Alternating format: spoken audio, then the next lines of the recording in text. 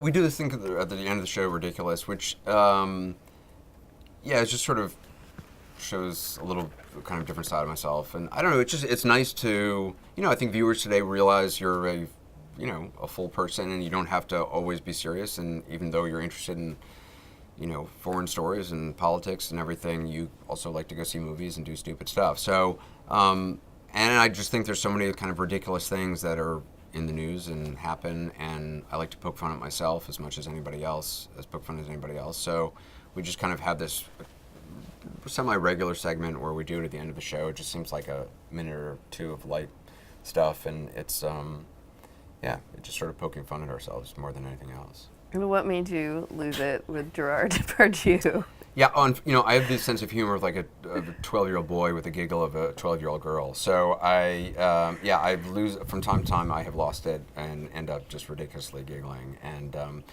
usually it's we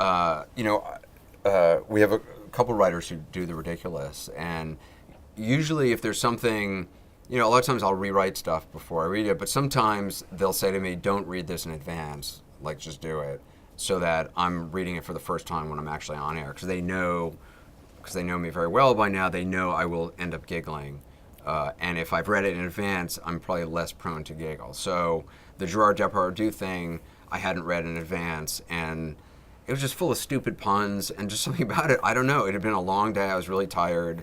I have no explanation for why that in particular made me giggle, but once I started, I could not stop, and it's happened now with some regularity, and it's usually because it's like I'm tired and it's the end of a long day and just something strikes me as incredibly silly or whatever.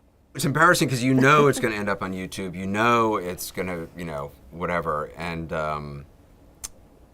yet at least in my case I can't stop.